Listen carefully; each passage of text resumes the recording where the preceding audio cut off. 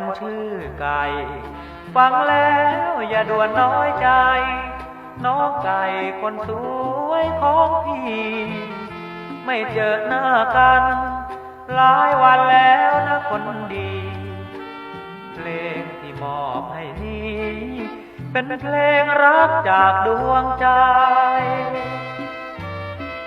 เพลงนี้พี่ร้องเพื่อน้องของพี่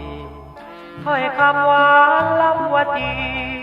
น้องพี่เหมือนเดิมอยู่ไหมไม่เจอหน้ากัน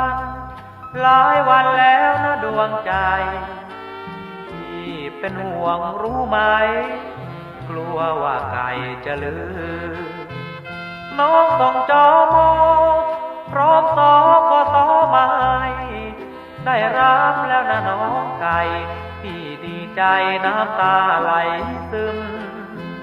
ขอบคุณน้องไก่ที่นี้จะไม่ขอลืมฟังเพลงแล้วอย่านั่งคลึมจงยิ้มสิจ๊ะไก่จ้า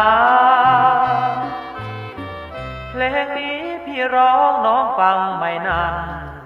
เสียงนี้เป็นของกำนันมองจันทร์หากอยากเห็นหน้าเปรียบแสงจันทร์นั้นลมเลียผิวนวลการดาแสงจันทร์เปรียบเหมือนดวงตามองไก่ด้วยใจคิดถึง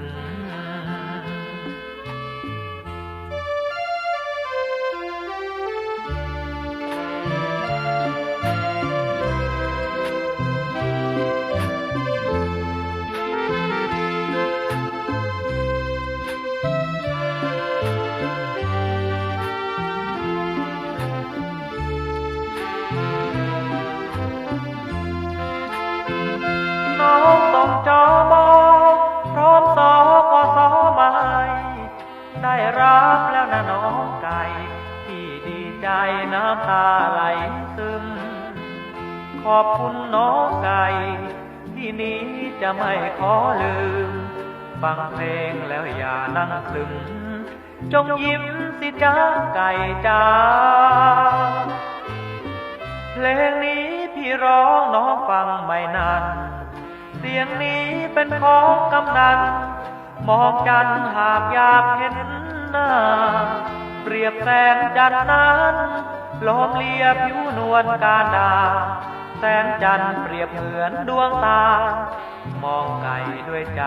คิดถึง